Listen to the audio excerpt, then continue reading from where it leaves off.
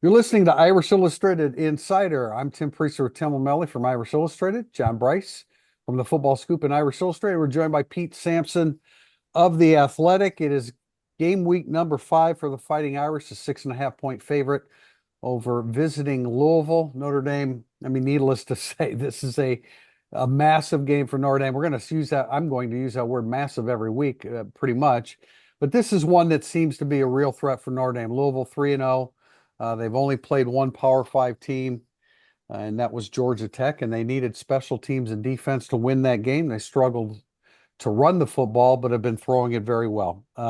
Should be a heck of a matchup here in Notre Dame Stadium as the Irish try to regain some magic in Notre Dame Stadium. Tim, uh, I was saying before we started recording that 6.5 seemed like a little much for the point spread. That was what you originally said you thought it would be. How are you seeing this game? Yeah, I think that's about right. They're not trying to predict the score. They're trying to get bets on both sides. Of course, Sure. it was 10. I never looked after August, but it was 10 before the season started for this game. That seemed high. If you're trying to forecast out. Um, Notre Dame's defense is still the best unit on the field. The problem is their offense the fourth best unit on the field, and you could argue that as well out of the four. In fact, it has been to date. I think it comes down to, and we're going to do a much deeper dive in this, but if you want to say what it comes down to one thing, it's can Notre Dame block Louisville up front better than they did last year with a much better offensive line? That's what this game comes down to me because I can't imagine Notre Dame's defense has the run fit issues it had to give up those two of those three touchdowns Louisville scored. The rest was four field goals, I believe, and then Louisville had a really nice drive. JB, how do you see this game? Yeah, I completely agree. It's going to be imperative that the Notre Dame offensive line steps up to the challenge. And I think we spoke on the podcast Monday, asked a similar question, which was more important, Notre Dame's O-line against Louisville's D-line or Notre Dame's D-line against the Louisville O-line. I still very firmly believe it's Notre Dame's O-line. I do think this is a game where Riley Leonard's dual threat ability is very much the key because we know Louisville likes to be aggressive. I've studied a scouting report from one of their earlier opponents this season that notes some of their blitzing tendencies. Also, there's apparently a potential for a little bit of vulnerability for this Louisville defense if you can go tempo against them. They seem to revert to some base tendencies, and some opponents have found that they've been able to do a little damage in tempo against Louisville. I just still think it's Notre Dame's offensive line. Do they have to max protect, or are they able to sort of hold up and give Riley Leonard and Jeremiah Love and Jadarian Price some running lanes? As noted, I really liked the wrinkle that Notre Dame has added in recent weeks with Mitch Evans crashing into the line and Mike Denbrock laughing at that this week and saying, yeah, we want him to crash a little less until he gets to the second level and then crash a little harder. So it lets you know it's been a really effective play. Notre Dame still believes there's more out there for that specific play. And then they really definitely executed a fake on that and sent Riley Leonard around the left end, and he ran for a really long time against Miami of Ohio. So I like Notre Dame in this game at home. I think it will be a really good atmosphere. It looks like early in the week, it looked like a heavy chance of rain. That probably would have hurt Louisville more than Notre Dame. But now the weather looks good. I think it'll be a really good, enthusiastic crowd. And frankly, it's a juncture point game for Notre Dame. Their season hinges for now on this game this weekend. Yeah, I mean, this game has a lot to it. I think with the relationship of the fan base with the football program, this is a critical moment for that. I think last year's game, I don't, it's hard for me to take a whole lot out of it because, I mean, Notre Dame was up briefly in the second half. I think the ball hits Chris Tyree in the face mask. Like, I think Louisville would have won the game anyway. But Notre Dame played really poorly. I don't think that those run fits were not indicative of Notre Dame's defense Yeah. over the course of the season. Like that was that was the game where the defense really was bad. They kind of let, not that the offense was good, but like the defense let them down. So I just think that this is we're more likely to see the rule on Saturday than the exception as it relates to Notre Dame's defense. And if Notre Dame's defense plays well, its offense just has to be okay, and that would probably be enough to get you out of Saturday. And last year, I mean, I think there was a cumulative effect when Notre Dame went to Louisville because they were coming off of Ohio State and then having to go to the well on the road at Duke. Um, I think it added up a little bit, and Louisville was completely ready to play. Jeff Brom, I mean, let's give it up for Jeff Brom. I mean, he was good at Western Kentucky. He did some things at Purdue. He beat five. Yeah, I'm sorry, I keep saying that. He beat three top five teams as the head coach of Purdue. He beat number two Iowa. He beat number what was Ohio State when he I mean they hammered Ohio State, and he beat number five Michigan State.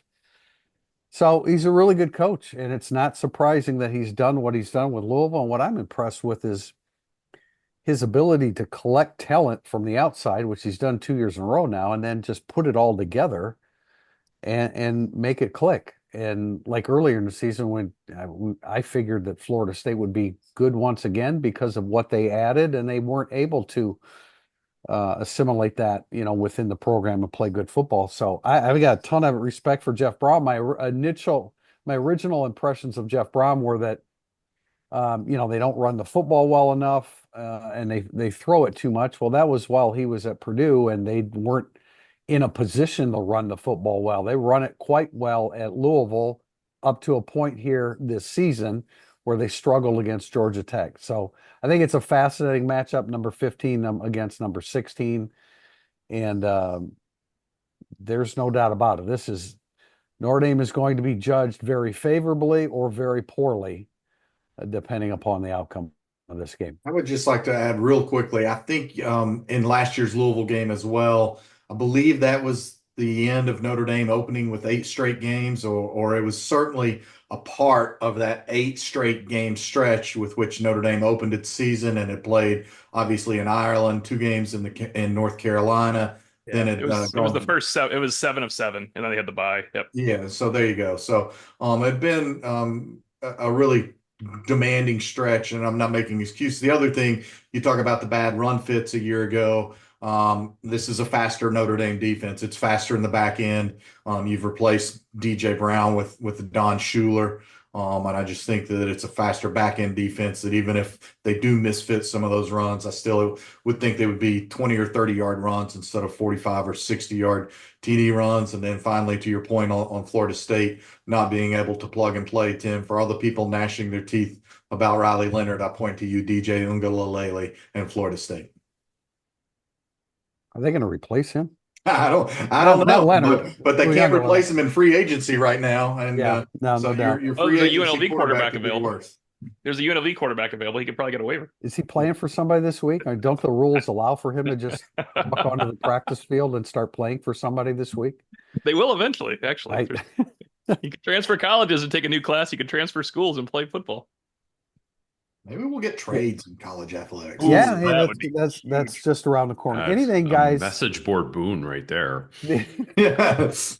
We did spend 10-ish or so minutes with Marcus Freeman today. I'm not sure that they will be wearing green jerseys. We were assured of that. Pete, I thought you asked a good question that we kind of forgot about here in the last couple of weeks about Jordan Botelho, and as far as returning for 2025, and Marcus Freeman said that they told him it was an option. They thought they'd let his emotions simmer a little bit following a torn ACL before they really got into discussing it. But it sounds like that's a possibility, and based upon the way Jordan Botelho was playing, certainly Notre Dame would welcome him back. Anything else? Tim, you asked about Jadarian Price's inefficiency in the run game. You want to talk about that a little bit? Yeah, so I was trying to get some feedback from Denbrock, and of course he wants to he protected Jadarian, of course, that he said I'm not one to tell someone that can rip off a 70-yard run how to run. But I think every running backs coach does tell someone that can rip off a 70-yard run how to run. If you looked, I did a full study on the backfield, every run or pass to a running back. Because most passes to the running backs are short right now. They're not hitting people down the seam at running back. So I kept it as an extension of the running game to include for the jets and the pop passes. Jadarian Price has 30 opportunities in terms of targets or handoffs, 10 efficient, 20 inefficient. Bottom line.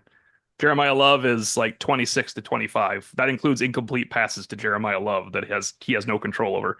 Riley Leonard is 79 efficient plays and 73 inefficient plays for his whole season. That includes passes to wide receivers and everything like that. Now, the inefficient interception is much more inefficient than the inefficient gain of 2 yards. But every coach in the NFL and in college uses rush efficiency and play efficiency as a measurement.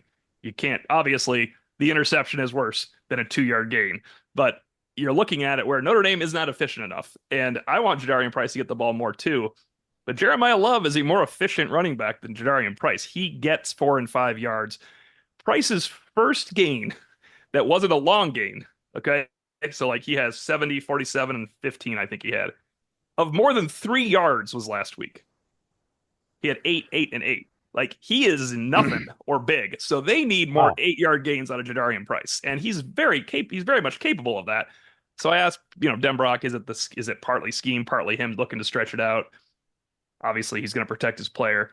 I go back to what Reggie Brooks once told me. Earl Mosley, the running backs coach, said, the first 4 yards belong to me, the coach. You're getting me 4 yards. After that is how good you are. You do something else after that. I think Jeremiah Love is doing that. Yeah, and I think we like when we came out of that Texas A&M game, we thought that Price was more efficient than Love. I don't. He was I not. mean, No, he was not. No, he was right. not. But that was like kind of the impression. It's like, well, hey, Price has got to get a few more carries, and then with each passing game, I guess the Miami of Ohio game, the exception, Jeremiah Love's hit a big play. So and has been and certainly has been more efficient. Now, some of that has to do with the offensive line. Of course. Yeah, I mean, a lot of it does, obviously. And if 5 plays are blocked better of the 30 carries that you talk about right. Price, then it balances out. But anyway, they're going to be tested this week by a Louisville defense that when you watch film of them, they've just got a lot of good players. They have a deep defensive line. You watch the highlights, you watch their games, and you have multiple guys making strong contributions. I did a CBS hit yesterday with Jody from that contributed to our scouting report on definitely. Louisville. Yeah, right. Great job. And he talked about just they've struggled to run the football against Georgia Tech, which is like a little bit of a surprise because Georgia Tech's defense is not all the way back from where they were last year. So I don't know. I'm having a difficult time really gauging exactly what I expect here. With the one thing that I do expect about Notre Dame is that they're going to come out. They have to play a quality football game here. If it's not enough, it's not enough. But they can't play the kind of inefficient game that they played in their first 2 home games against Mid-American Conference teams. They've got to be better than that because Louisville's going to come and play. Jeff Braun will have them ready. He does a really good job of getting his teams ready to play good football.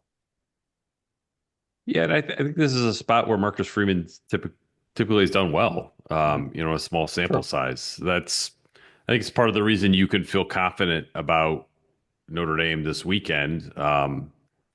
Is that like in these kinds of spots, they usually answer the bell, and so I don't know. I like the matchups. I like the environment for Notre Dame. I like sort of the desperation for Notre Dame. So I think there's a lot that goes in Notre Dame's favor on Saturday afternoon. So building can Riley Leonard sort of actually build on the stuff that Mike Denbrock talked about during the week that I asked Marcus Freeman about on Monday? Like, are we grasping at straws that just throwing the ball down the field is progress? Like, I think it kind of is with his run threat on top of it. So right, Pete. That it is progress with his run threat. That's the thing. Yeah, that's like you don't need to have this like super sophisticated intermediate passing game when every snap essentially is like a double play action. You're either giving it to Love, you're running it yourself, or you're just chucking it. If Notre Dame can just sort of keep just chucking it a few times, then this offense becomes a real pain in the butt to deal with. And I would point out that not only, again, and we've said it ad nauseum at this point, a lot of good things happened when they threw the ball downfield last week. The worst thing that happened was an incompletion, and Riley came out and said he had more trust in his wideouts now.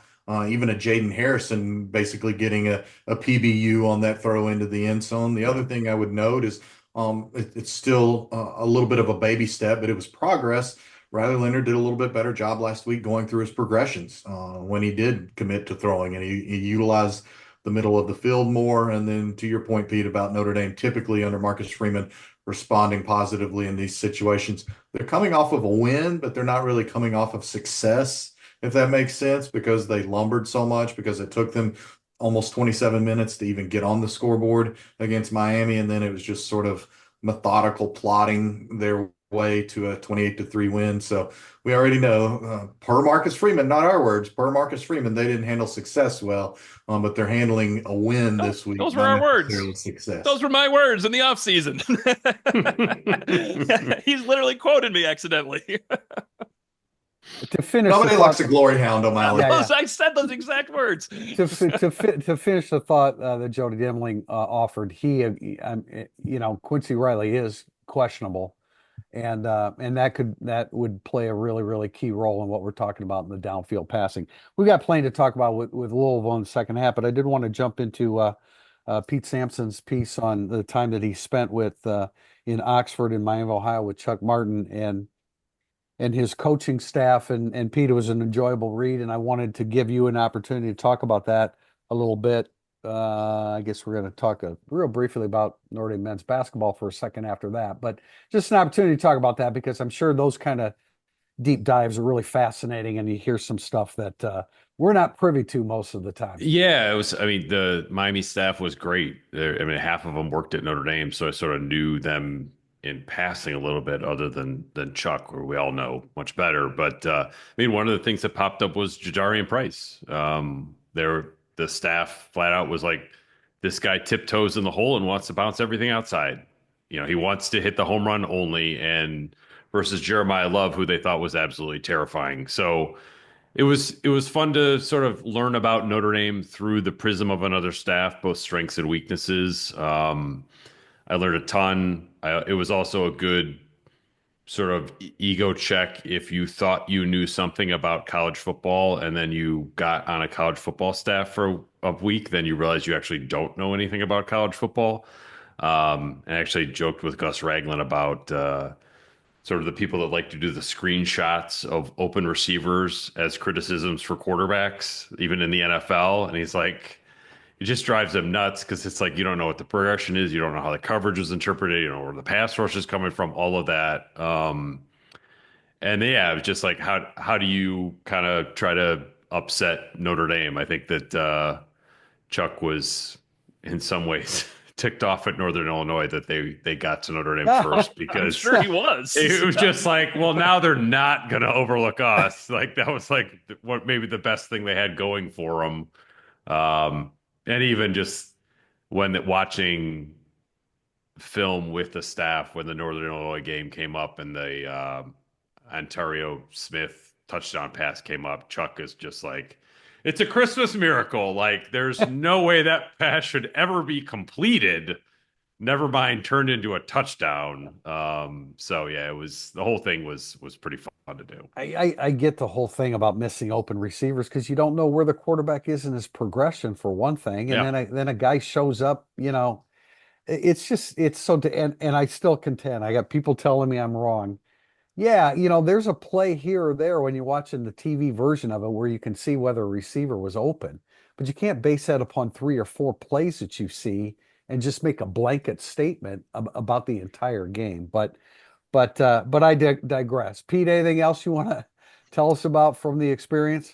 Yeah, no, if you can ever, I don't know why you would end up at a team hotel on a Friday night for the final meetings, but like that was like that was really, really interesting when you can sort of take 72 hours of film study and reduce it to about like 20 minutes of talking points. I was really glad I went over to Michigan City for that on Friday night, because that's when you sort of got like the game plan distilled down to like its most important points. So Yeah, it was great. I really had a good time putting it together. JB, you've been privy to maybe not exactly that, but certainly some inside stuff along the way, along those lines. Yeah, I mean, one of the most rewarding things I've ever gotten to do in my entire career was 3 years ago. I got to embed with Army before the Army Navy game, set in on all their team meetings, stayed with them at the team hotel, rode the team bus, got to go into the offense, defense, and special teams Friday night meetings, ate Friday night team dinner with them. It's really cool, and Pete's right. Like you think you know, you really don't. I can remember even embedding with Marshall last spring, being really excited, breaking down film with them and sitting with one of the coaches I knew. And I got like two plays right. Like as they're getting ready to click it, I got two plays right. And I was like, let's go. I was so fired up. But yeah, it's one of the, I mean, I tell people I'm a football nerd. You probably have a lot of people call me a nerd. But those are some of the most rewarding things I've ever gotten to do. I've been fortunate to do a couple of those at the University of Tennessee. I spent a day going to class with Eric Berry for a story for Yahoo I guess over a decade ago now. Literally went to all of his classes with him. Went to 7:30 workout with him. That Eric stuff. Berry. Wow, that's Eric Berry's hard hitting too. That's not Yeah, yeah, that was one of the player. best. That one's right up there too. He gave me a great anecdote, and then I'll shut up. We were talking about his recruitment while we were riding to lunch after he'd been in class and workouts, and he was an Atlanta Metro guy, but his dad had played at UT. And I said, "What happened on your recruiting visit to Georgia?" And he said, "Well, Mark Richt didn't even know who I was. He had my name written on his hand, and so that is why, among other reasons, but that is one of the overarching reasons that Eric Berry never even considered Georgia." Eric Berry's not a real tough name to recall, especially a player of that magnitude. That's a little bit strange. I just want to end segment one. We have a question on segment two, and we'll deal with it more there. But Notre Dame landed a five-star basketball. Notre Dame men's basketball landed a five-star player, Jalen Harrelson, yesterday, 6'7", really versatile, can do a lot of things. He's ranked number 14. I think that's a touch high because he's still working on his jump shot, but he's a top 20 to 25 talent in the class. And so that's significant because when I look at Notre Dame next year, and Marcus Burton presumably is still around because he's a little small to be jumping in the NBA after 2 years. Marcus Burton, Sir Muhammad, if he can fully maximize his ability, and Jalen Harrelson on a basketball court at the same time with Tay Davis and some other people. Notre Dame basketball made a big jump up. Men's basketball, I'm sorry, I should say, in a really short period of time here. They're still going to struggle a little bit this year, but in meeting with Micah Shrewsbury yesterday, they've really spent a ton of time on offense. I know when he was at Penn State, their offense improved dramatically from year one to year two. And so we can look forward to seeing that and maybe a more representable Notre Dame team around the 500 mark in ACC, if not a touch higher. What do you got, JB? I was just going to note that was their second of two significant commitments this week. They got Brady Kohler on Monday, Yep. also another 4-star. And then, if I'm not mistaken, on Friday, Ryder Frost They is should get him announced. as well. Yeah, He's they a should top get him as well. 100 player. He was AAU teammates with Brad Stevens' son, who's now a walk-on for the Irish. So Notre Dame seems to have a lot of momentum there. So really a chance in the course of 5 days for Notre Dame hoops to get two significant 4-stars and a 5-star prospect.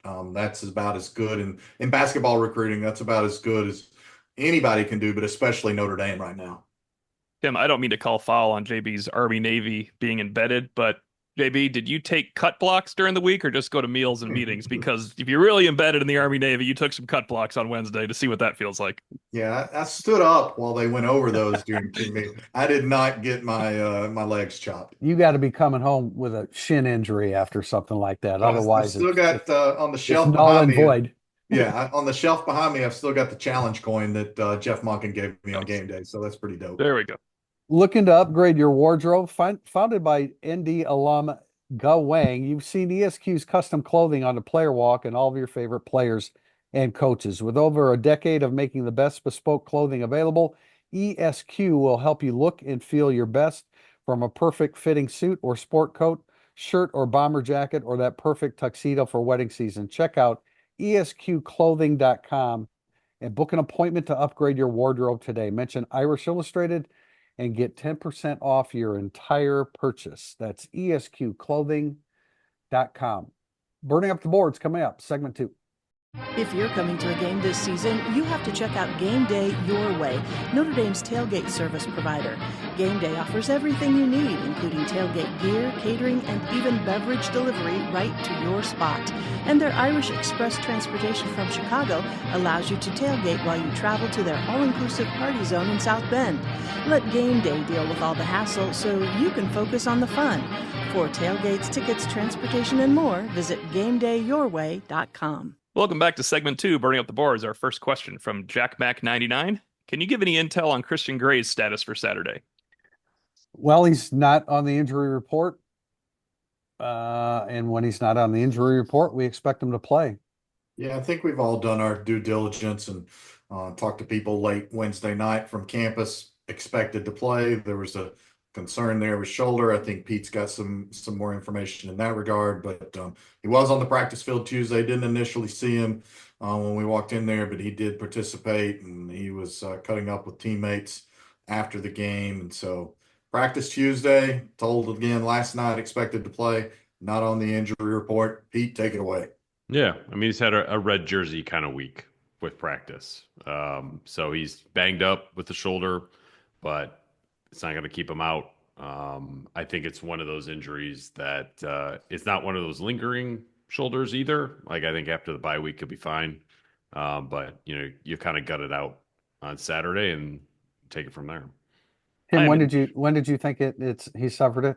I think it's on the interception. I thought when we heard MRI, you obviously think shoulder. There you can MRI for concussions too. And I thought he took a shot. I think it was from Snead, but obviously that's not it. And I thought he hit his head on the interception too, but he hit his shoulder harder than he hit his head. Football is, as it turns out, is a violent game. And yeah, I things think happen it to was you. the interception. Yeah.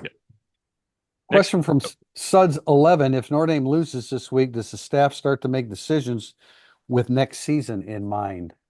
I wanted to quickly throw in, Tim, before this question. I am really intrigued to see how much Leonard Moore does play, though, because Jaden Mickey would probably play 20 snaps in this game. Yeah, so he's going to have to. Yep. And with an injury, you would think he really has to be playing through an injury. Suds 11's question. Guys, I say he does not make any decisions with next season in mind after game number 5. Yeah, I mean, I would agree with that. I don't know what the threshold for that is. I know. I feel like we get some version of this question every year. I think ultimately the threshold is, do the other players help you win a game today better than the current players? And if you've lost a lot of games, you'd be more likely to turn to the other players because they're not the current players who aren't winning the games. So I don't think that we're there yet. I feel like the subtext clearly is quarterback related here, and I don't think they're going to go that route.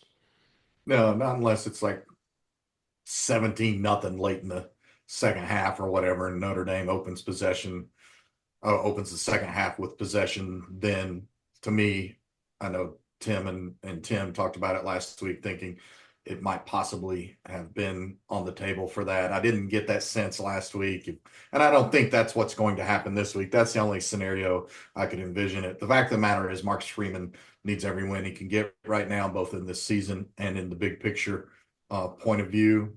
I like this matchup for Notre Dame. I don't think it's an easy one. But again, they're not dealing with success. They're dealing with a win and a whole lot of issues. So I don't see them there yet. I would also point out the stat that I wrote in that sort of bigger picture takeout after the win at Texas A&M, which of course that story got crapped all over the next week when they lost to NIU. But 16 of 22 offensive and defensive starters in that game were brought in by Marcus Freeman, Chad Bowden and company. When you added in the 2 specialists, Mitch Jeter and James Rendell, it was 18 of the 24. So there's already been a lot of roster churn. This is already predominantly Marcus Freeman and Chad Bowden's team. And the young players that are good are playing. I mean, Kevin Sinclair. Yeah, I mean, Kingston Viliamasa is playing. Bryce Young is playing. Leonard Moore is playing. Carson Hobbs is going to play. It's a quarterback question, Tim. Is it? Yes, because yes, this is a quarterback question for sure. I will go to this way. They're not going to bench Riley Leonard if they lose the game because unless, as JB pointed out, I mean, if you lose 26-0, you're going to bench Riley Leonard during the game to win the game. JB, the only thing I will disagree with is if it's 17-0 at the half, I think they go to Steve Angeli. I said. Yeah. Okay. You did. Okay. Good. I thought. Yeah. Yeah. I don't think you're riding that out. I think. But I don't think like if Notre Dame loses this game 26-20, they're not going to say, okay, that's it for Riley Leonard. That's not how coaches. That's definitely not how coaches work. And you're right, Pete. This is the same question every year. It's got to be like the third or fourth loss, not the second loss. You know, like the second loss, you're still like not everything, but like a lot of things are still there. Theoretically, yeah.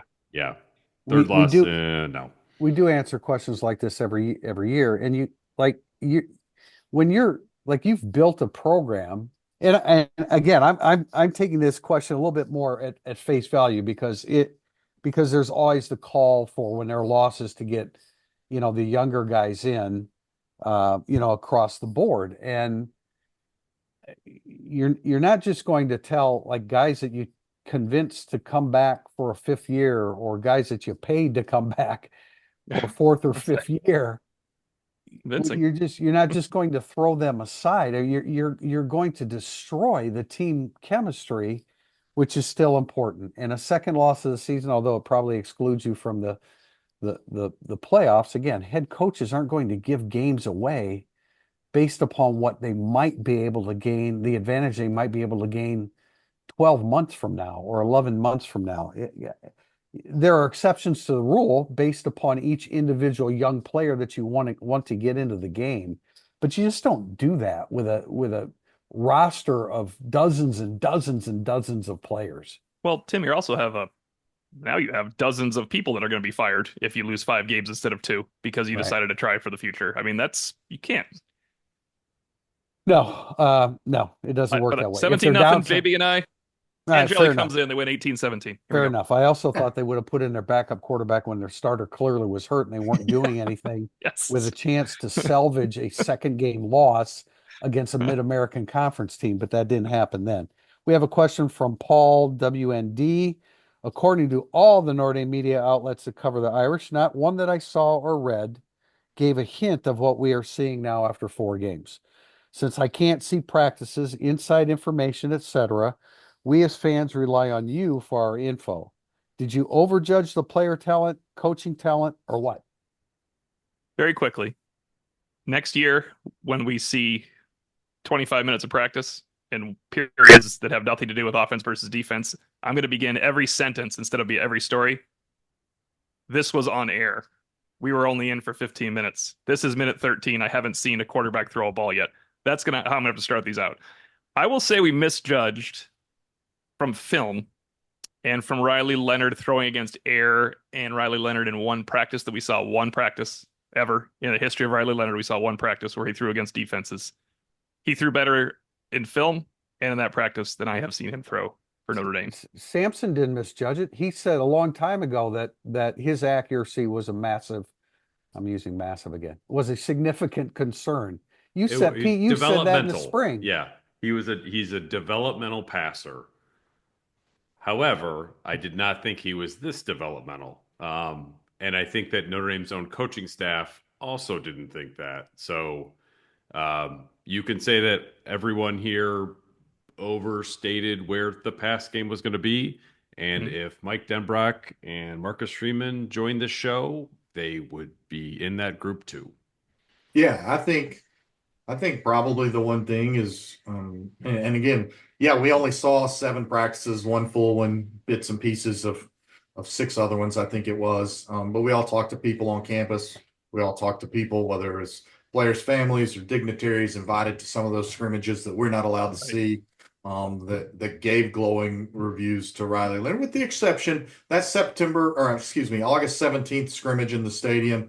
I think we all heard that Riley Leonard really struggled to throw it against Christian Gray and Ben Morrison, but hell, everybody struggled to throw it against Christian Gray and Ben Morrison. Beyond that, I don't think there's been a lot overestimated. We overestimated the coaching in game 2 against Northern Illinois because, as noted, Notre Dame whipped Texas A&M headsets down on the road.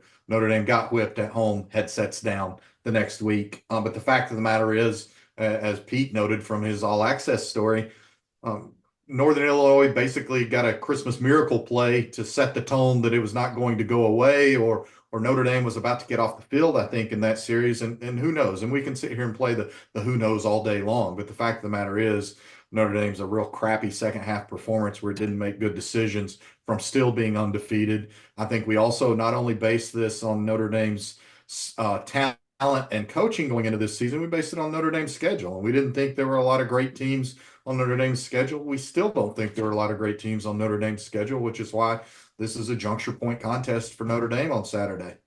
Tim Priester and Pete Sampson, I want to indoctrinate John Bryce into the rule that we have had for 7 years on this podcast. I want to ask you guys, what touchdown number in the game was that Northern Illinois scored? Ontario Brown's touchdown. Well, that's what it was, the second touchdown scored of the game, and it changed the whole game because Notre Dame didn't score the second touchdown of the game. JB, whoever scores the second touchdown sets the tone for football games in college. I'm not drinking Kool-Aid. Whether and look, we didn't. This is not the sunshine carpet cleaners. We did not. We didn't. I know what that's from. Yes. We did not. We did not. We didn't misjudge the defense. They've given up 39 points. They've given up 3 touchdowns. I think they're mad that they haven't given up 35 to win the Northern Illinois game. And there have been a couple times where opponents have run the football against them. But I mean, they haven't been perfect, but they've given up 39 points in 4 games. We didn't. And we've always known that they were going to be difficult to throw the football against. And we've said that Al Golden will give a little bit in the running game in order to make sure that they don't give too much in the passing game. So we didn't misjudge the defense. We didn't misjudge the offensive line because O'Malley's been saying since the spring that when you have that few starts, you're going to struggle at times offensively. We misjudged the overall accuracy of Riley Leonard. He's still completing 62% of his passes. I don't think we misjudged the receiving core because they haven't been given a fair chance by Riley Leonard. If we misjudge anything, I'm gonna give you a chance here, JB. I swear to God. It's the coaching. It was the coaching against Northern Illinois. I would say that. I would also say I may be most guilty of all because I love this phase of the games. I dramatically misjudged special teams a third of the way through the season. That's fair too. Rendell has not been as good, although he was great the last game. Rendell has not been as good as I expected. I also would have expected Notre Dame to, if not have a touchdown return by now in special teams, I would have expected Notre Dame to have a 50-plus yard return right now in special teams that completely turned around a game, and we haven't seen that. So I will absolutely say I misjudged. And the missed field goal opportunities for a variety of reasons. There's been 3 snaps of the football for field goals. One was 97-yard attempt. Yeah, one was I was going to say that was on the that's on coach. On the report card, I put that one on coaching, not special teams. Yeah, that's fair. What was he going to do? Kick it to the end zone and hope it bounced in? Like, for how much we all probably probably talked about like year 3 and like taking the lessons learned, good and bad, from the first 2 and applying them to the third. Like that, I feel like has been a huge miss. I agree with that. I really thought that would get worked out in it. We needed to judge the coaching during the 15-minute practice sessions that we observed. I mean, it's a fair question, but the defense is still playing great. The defense is still playing great. The offensive line's still a work in progress, like we said, and Leonard hasn't given the receivers a fair chance to be good. This is, you know what? I'll tell you what we misjudged in coaching. I can't believe, for the life of me, that they misjudged Northern Illinois since they were all around for Marshall. I would agree with that. When Pete Sampson asked a question afterwards, did you think, Marcus, that you were beyond days like this? And he said, yeah. A veteran coach, I don't think a veteran coach says, I didn't think this could ever happen to us. I mean, come on, man. You have to be prepared for something to go wrong at all times and to not play up to your best level at home. You've done it before. Why would you be beyond it now? Right. So I think my answer to the question more than anything is that the coaching has not stepped up and gotten this team prepared to play quality football against, as you said, JB, a section of the schedule that we thought was quite manageable. Purdue. And I think it's They like, I coached was well just gonna, against Purdue. Yes, they did. And A&M. like, if Northern Yes. Illinois misses the field goal, Notre Dame has all the same problems, Yes. Right. right? Well, Like, they have one less. They have one less Yeah. problem. Well, Yeah. all the same, like offense, defense, but all the season outlook would be a lot better, but they would still be fighting through all the same problems. The tone of these questions would probably be a lot different too. But like, I just don't think like that a win or loss didn't. I don't know. They've just got a lot of stuff to work out. All right, let's pick up pace here a little bit, guys. Irish Grizz 53. Assuming Leonard doesn't improve more as a passer, why wouldn't Angeli and Minchie enter the portal as soon as they can this winter? Obviously, the coaching staff does not think they have any kind of difference-making potential as passers. I think that's skipping a couple steps and jumping to a conclusion. But I read the question, so I'll shut up and let you guys talk. I don't even get the question. I mean, CJ Carr is your guy in 2025. Yeah, maybe Steve Angeli Angeli's going to and want to try to Minchie- beat him out. He wants 1 year to start. Steve And Angeli's going to Angeli give and it a shot. Minchie probably will enter the portal right after come winter. I mean, Angeli could try to beat him out. He wants to try to start 1 year. From what we've heard, that Steve Angeli wants to start 1 year for Notre Dame. He'll try to beat out CJ Carr. He might. I don't think he will, but I think Kenny Minchie will be convinced to enter the portal for sure. When he wasn't convincible this past year to enter the portal. Good for him. And it's not. I'm breaking my own rule here. It's not that they don't think they have any difference-making ability. You have to consider the fact that throwing a Kenny Minchie or CJ Carr in there without any experience is still a risky proposition when you still have a playoff bid on the line. Yeah, I think we all said that they had 4 quarterbacks that they could win with. We didn't say they had 4 quarterbacks they could win 11 games with. And I still believe their best chance to that path is Riley Leonard. I also believe Riley Leonard has to dramatically improve in the throw games specifically to keep that path viable.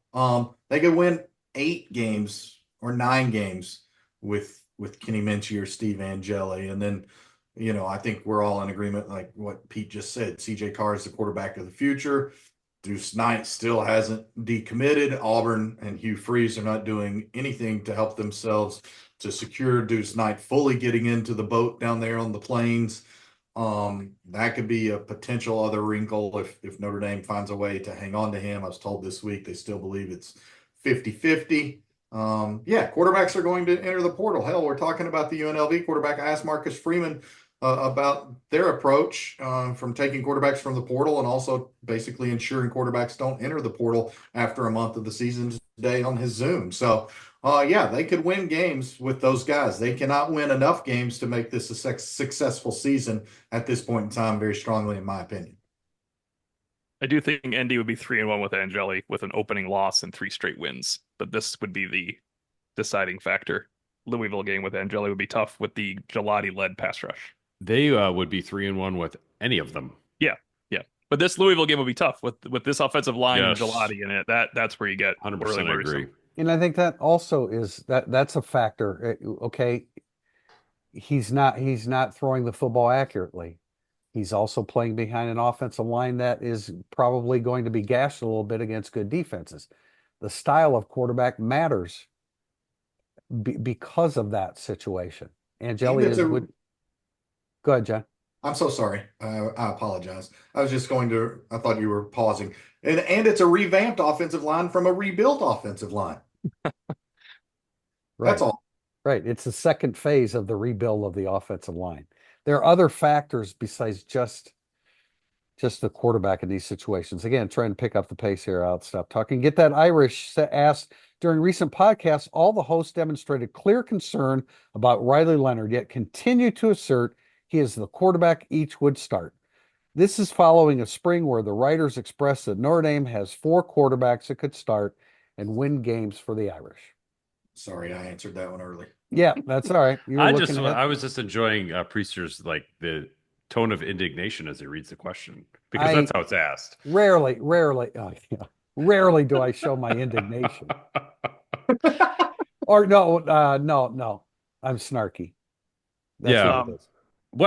Also, is there a question? I am. Yeah, this question's still going, Tim. Is your reluctance to suggest a quarterback change primarily due to the schedule Okay, there's the question. or due to your belief that Oh. Leonard is the best QB over the long haul of the season? And That's then a there long could be another question. question in here, but Yeah, that's also presuming another low output scoring on Saturday, win or lose, would any of your perspectives change about the quarterbacks? that's a situation. 4-paragraph question, and my answer is I think Riley Leonard's the best one for the long haul of the season, and just because you don't like the way he passes doesn't mean that's not true. If you listen to the last question, I already answered this. Moving on. Well, let me Go ahead, Tim. let me just Righteous add this. indignation, go. The difference between a coaching staff and people on the outside is that people on the outside think that if you make a change at whatever position, that position's going to get better, and coaches don't. I mean, if that's true, then they'll go ahead and make the change, but they don't go under the assumption that he's not doing what he needs to do. So if you put this guy in here, that'll make everything better. That's not how coaches look at it. And I think that that's part of what the decision-making process is at the I quarterback think Mike position. Denbrock I compliment after AM for calling the game he had to call, maybe not the game he wanted to call. I think that he's back to that now. The flicker of NIU being maybe more the exception than the rule. And if that continues, then I think the offense will continue to get better with Riley Leonard as the quarterback. Get that Irish's last part of the 4-part question was presuming another low-scoring output Saturday, win or lose, whatever your perspectives change. No, because I am predicting a low-scoring output on Saturday, so my perspective will not change. Yeah, and I apologize to get that Irish. I shortchanged him there by cutting him off and showing my indignation. Next from Yep. Kaiser Wilhelm, how does Al Golden attack Tyler Shoug's game and composure? And from Irish Gambler, related note, Georgia Tech held Louisville to 2.1 yards per carry, and the Cardinals only rushed for 57 yards. Do you envision Louisville having similar trouble running the ball against ND? Is Shough dynamic enough of a thrower to overcome the lack of running game if the Irish can shut it down? Guys, please. Yeah, I think Tyler Shough definitely is dynamic enough with the receivers he can throw to. I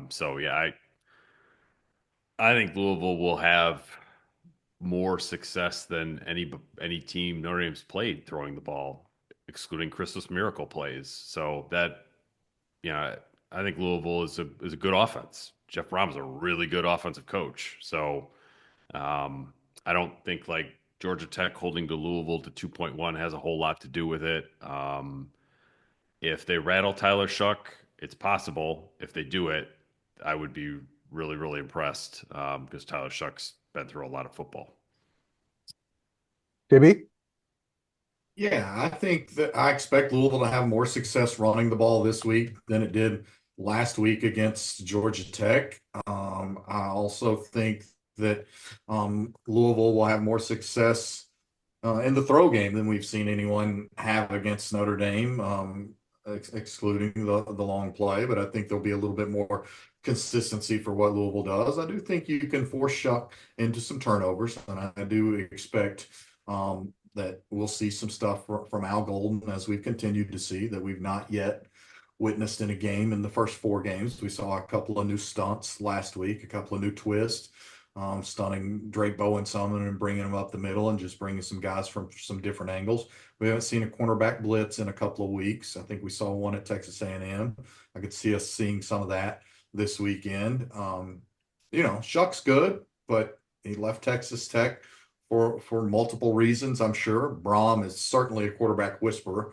I don't think any of us will ever forget what he was able to get Plummer to do to beat Notre Dame last year, something that none of us expected. But I think Louisville will score more points than anybody has against Notre Dame this season. I still think Notre Dame can, should, and will win the football game. Shough's been playing college football for a long, long time. So he's thrown a ton of passes. Do you guys know how many interceptions he's thrown in his college career? I know this year none, right? 17. In his entire college career? This year 0, right? Yeah. Entire college career, he's thrown 17. He was in 23, he had 7 TDs and 4 picks, same numbers in 22. 21, he had 6 and 3, and in 20, he had 13 TDs and 6 picks. So he does have some propensity to turn it over. He has yet to turn it over this year. He has only thrown the ball 76 times. Okay, I thought I had a number larger than that, but I'll trust you on that. And I will say this: that Notre Dame, who he was it Chuck Martin that commented about Notre Dame's pass rush up the middle with their linebackers? Was that him? He was talking more about Cross and Mills, Okay. just Well, being because like the best he's ever seen. and it was especially against Purdue. I guess that's what I have in mind. But contrary to years past, Notre Dame's linebacker blitzes up the middle have been getting home or have been putting more pressure on quarterbacks, and I think that's where Notre Dame needs to do that again against Tyler Shuck. He can run. He's a big dude, 6'5", 230. He can run. He's mobile enough, but that's not exactly what he wants to do. And he's going against, how many, like, I know how many times I evaluate an opponent and I'm watching them on film. It's like, man, they're going to be a handful. And then Notre Dame's secondary, Notre Dame's defense in general really curtails all of that. And I think that that can still be the case. Jaden Thompson is out for them. Chris Bell is good. Ja'Cory Brooks is good. Mark Redmond has done some good things at tight end for them. But I think Notre Dame can get pressure on him. And like any quarterback, you get pressure on a big quarterback that isn't overly mobile. I think Notre Dame can stem the tide a little bit in the passing game. This is kind of a question about the running game too. And they had one missed tackle forced last week against Georgia Tech. Louisville's running backs. They made one guy miss. One guy missed a tackle. They made one guy miss a tackle on Georgia Tech's defense the entire game. Wow, I'm surprised at that because Isaac Brown is fast and elusive. Yeah, the previous game they had combined for 13 in the previous two games. And Duke, they have two freshman running backs. Maurice Turner is injured, and so they have two freshman running backs, Duke Watson and Isaac Brown, who are both good and put up good numbers. But most of those numbers came against Austin Peay and Jacksonville State. So that's a good sign. That's another good sign for Notre Dame. Related question, Corey Mouch. Is this Louisville team markedly better than the 2023 unit that smacked Notre Dame? Or is the uneasiness around Saturday's outcome attributed more to the Irish shortcomings thus far in 24? I think they're getting – I would have to go back and check to see the productivity out of their their transfers last year. But I suspect that their transfers are providing more production. Guys like initially that I didn't even know were on the list – the Logan kid from South Florida that's coming off the edge for them. They've got a bunch of North Carolina, Tennessee, Texas A&M. They've got contributors. I think their depth is a little bit greater than it was last year.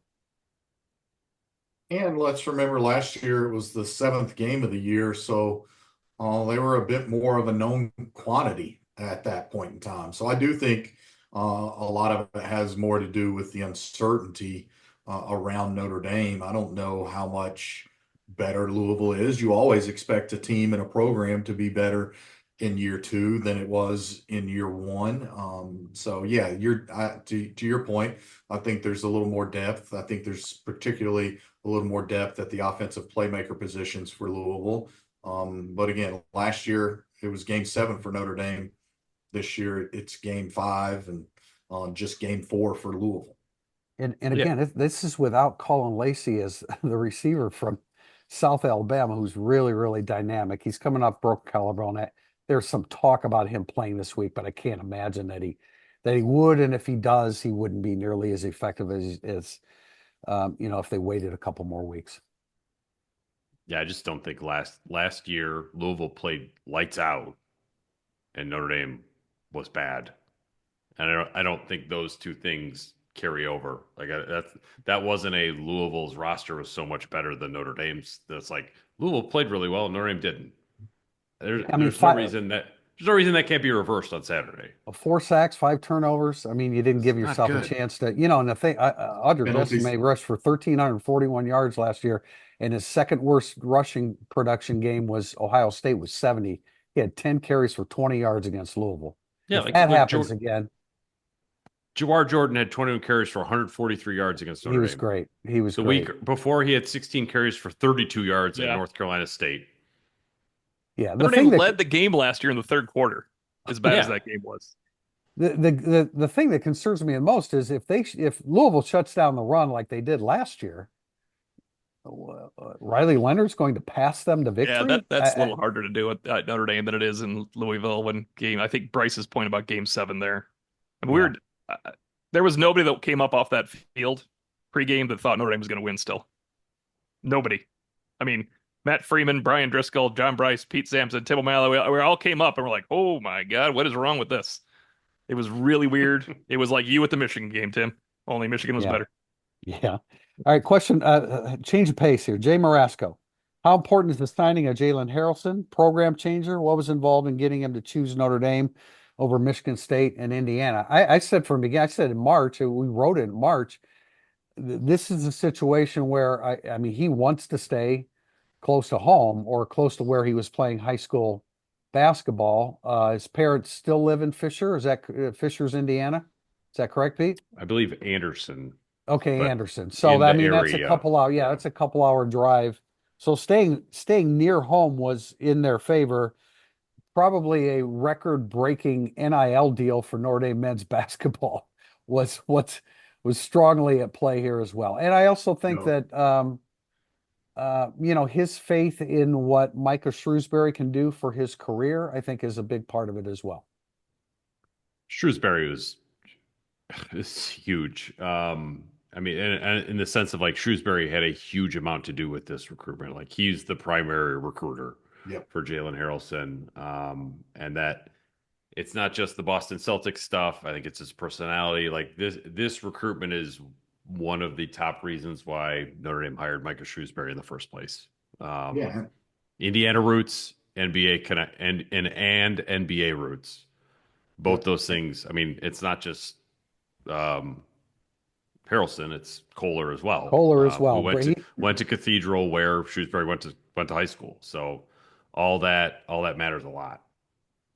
And Shrewsbury took it personally. He approached this recruit like we have seen Marcus Freeman approach some recruits for the football program, particularly when Marcus first got here as a defensive coordinator. Shrewsbury took this one very personally, and as Pete noted, had the lead on it and was really pretty relentless in the process.